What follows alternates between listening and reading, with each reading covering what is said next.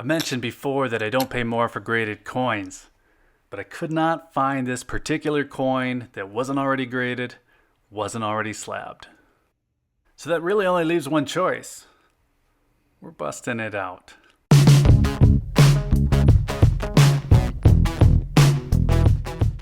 So I mentioned that I was trying to finish up that Chinese Myths and Legends series, and the last coin that I had was the Dragon versus Phoenix. Well, I found one graded MS-70 early release, but... Alright, if you're cringing right now, be sure to hit the like button. There it is. I feel like this is the gladiator point where it's like, are you not entertained? Alright, here we go. So, at least a few of you have to be thinking I'm crazy right now, and that probably includes my neighbor who might even have the binoculars out, wondering why I have a hammer, a tripod, and a mic boom. And yeah, this could have gone really badly, and I would have shown you the video of it. Either way, I don't even need the knife. And if you're wondering about the cost aspect, I'll get into that in a minute. I did have to pay a bit more. Alright, so I had to pry the rest of the slab off, and I did that off camera because I wanted to focus to make sure I didn't screw up that coin, but getting the slab off was a lot easier than finding the coin itself. And if finding my first choices for gold coins was easier right now, at least finding them at a decent premium, then I probably wouldn't have tried as hard as I did to find this one, honestly. But I love the double dragon coins, and after grabbing the double Pichao, I was kind of hooked on the series. I had a line on the Dragon versus Tiger already prior to getting this one, but that one actually took a few attempts since I had a bit of a glitch on my first order with LPM. So when I found the Dragon versus Phoenix for a higher premium, I guess I wasn't quite as worried. I just kind of held back the gag reflex and went for it. It'll probably be a long time before I spend this much premium on a 1 ounce gold coin again though. I paid just under $2,200. So that works out to be about 23% premium. I know I've mentioned this a few times recently, but this is part of the Chinese Myths and Legends series from the Perth Mint. I've seen this coin in silver, but this is the first one I've seen in gold. It's very impressive. I love the idea of the celestial animals around the Pearls of Wisdom. Now these two, the Phoenix and the Dragon, the pairing of these two is pretty common symbology in Chinese culture. The Phoenix is the female and the Dragon is the male. They're considered the perfect couple, so you'll see the pairing used in weddings. And if you're at a Chinese restaurant here in the States, you'll probably see it on the menu as well. Now all these coins are fantastic. It has the proof mirror-like finish on the raised areas, on top of the matte gold, and it just has a fantastic look. I'm not sure that this is my favorite of the four, but it's close. It really didn't matter though, because that was the remaining coin in the series for me, because I was able to find this one as well. And the Tiger and the Dragon might just be my favorite coin that I have. It's the 2019 continuation of the series, and it's another yin and yang pairing. Now, I don't know as much about Feng Shui as I should, but this is another male-female, light-dark, sky-earth balance, but honestly, I just like the way these coins look. With a 2020 Double Dragon seems too light on positive space and the 2021 Double Pichao is too heavy on positive space, I think this one's great. That's the same dragon as the Dragon versus Phoenix though. That always surprised me a bit. That felt like they were speeding or cheating a little bit. I don't know. Okay, so that gets us up to 2020 with the Double Dragon, again with the Pearls of Wisdom. Now this one surprised me personally because the Dragon, the Phoenix, and the Tiger, those are 3 of the 4 celestial animals. The tortoise is the other. And I was kind of surprised they skipped over that and just went straight into Double Dragons.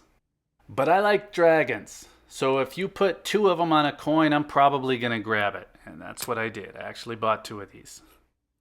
And then there's the Double Pichao.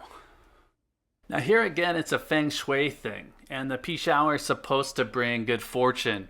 But these guys look a little bit more like foo dogs or guardian lions. So I think some of the meaning is lost a little bit, and this is a case where maybe the idea was a bit cooler than the final implementation.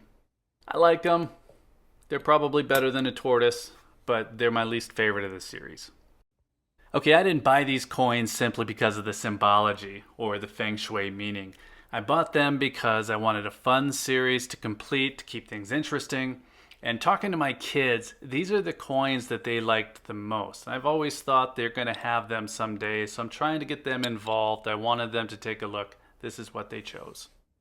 So I jumped in and I kind of got caught up in it a little bit. Now, mostly they cost less than a buffalo at the time, and I actually got the Pichao and the first double dragon for 5% premium at a time when the buffaloes and the eagles were considerably more than that. The tiger was slightly more, and then the phoenix, well, the phoenix was stupid.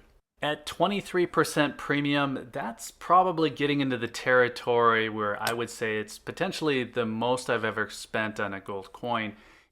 It's not Libertad territory, but I just don't like spending that much on premium. Okay, so on the grading. Now these are semi-numismatic coins, so having them graded and slabbed will increase the value. At least it'll increase the value to collectors, but I'm not really a collector. I'm just more of an enthusiast. And some of you might think that that's a waste, but what I'm going for here is pretty simple. I just want gold that I'm interested in to keep it fun, and then maybe I'll even lure my kids in a little bit. Since I didn't know the seller though, the MS-70 grade was really nice. I knew I was going to get a good coin, but I would have preferred the coin if it came with the original capsule. I had to steal the capsule from my 2020 Swan since I haven't been able to find a replacement. I've always thought it was great that the Perth Mint ships their 24 karat gold coins in the perfect size capsules, but it's hard to find them after the fact. So I really just punted for now and used the same airtight that I'm using for my Britannias and the US Mint coins, and it works fine. And hey, if you're new to this channel, this was a pretty big side quest for me. I have two primary coins that I think make the most sense here in the United States in case I ever have to sell, and that's a simple decision every time. It's the American Gold Eagles, really in any size, 1 ounce or fractional, and then it's gold buffaloes. Variety to me is still typically practical stuff. I have a few Canadian Maple Leafs, I have a few Britannias, and I would have said that that was enough variety, but these are just particularly fun coins for me. I haven't seen any word from the Perth Mint on whether or not they're continuing this series. The Pichao to me was a pretty big departure from the rest of these. Now I like it, but it doesn't really match up with the rest of the Dragon versus something coins. And if they continue to veer away from the dragon theme, I'm going to have to decide if I want to stick to it or not. So far so good though. I can put American Gold Eagles away in a tube and never really have a strong desire to get them out to look at. These guys though, I pull them out more than any other gold coins that I've ever had. Now maybe that's because they're still relatively new to me. I guess we'll see. There's no doubt that I really enjoy them though. I think that's important. Okay, so let me know in the comments what you think about busting the Phoenix out of the slab. That was a perfect early release MS-70 coin. So you can be honest. Did I screw up or would you do the same? This is starting to look like some kind of dragon fetish, by the way. I'm hoping I'm not the only one with that. Anyway, while you're in the comments, be sure to hit the like button and subscribe if you haven't already. And if you like this kind of content, maybe hit that notification bell too. That way, you'll be the first to know if I ever take a hammer to an expensive gold coin again.